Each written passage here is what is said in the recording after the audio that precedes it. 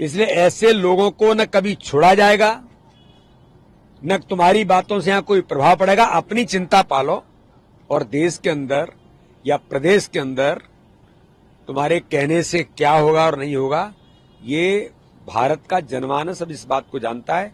तुम्हें अच्छे तरीके से जवाब भी दिया है और मध्य प्रदेश की जनता इस प्रकार के लोगों को, इस प्रकार के सामाजिक खिलाफ काम करने वाले लोगों को जवाब देती रही है। और शासन प्रशासन तंत्र और सरकार कानून के दायरे में काम करेगी, कानून के दायरे में ही काम किया है। प्रियंका वाड्रा भी कह रही हैं कि ये बुलडोजर प्रक्रिया है, बंद होनी चाहिए। मैं पूछना चाह रहा हूं प्रियंका वाड्रा से कि बंगाल के अंदर हमारी एक हिंदू बहन के साथ जो अत्याचार हुआ, कहां चली गई आप? आपको वो दर्द दिखाई नहीं देता है? लेकिन एक अल्पसंख्यक के ऊपर जो गुंडिज्म है, उसके बारे में यहां कितनी चीजें निकल रही हैं छतरपुर के अंदर।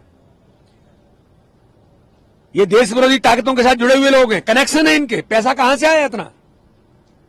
तो ऐसे लोगों पर तुष्टीकरण की राजनीति पर प्रियंका गांधी, कांग्रेस, राहुल गांधी, उनको दर्द होता है।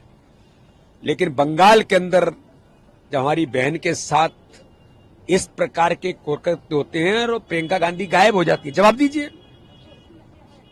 केवल तुष्टीकरण की राजनीति करना ही कांग्रेस का आधार है, तो ये देश की जनता भी आपको जवाब दिया और फिर देगी। जिस व्यक्ति में, समाज में और कौम में अशिक्षा होती है वो विवाद करता है, जो शिक्षित होता है वो संवाद करता है।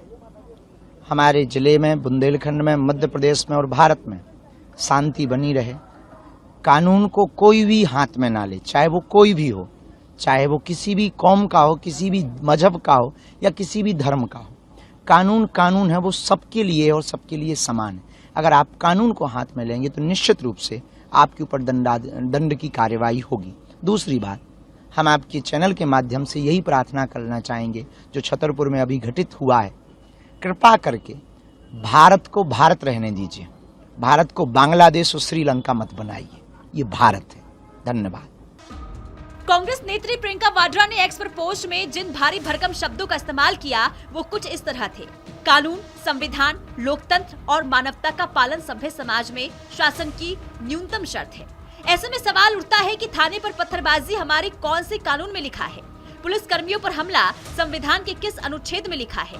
लोकतंत्र में गुंडागर्दी कैसे चल सकती है? गुंडों को लोकतंत्र में पत्थरबाजी की छूट अगर दे दी जाएगी तो संविधान की रक्षा कैसे होगी? पत्थरबाजी और हमला क्या मानवता का काम है?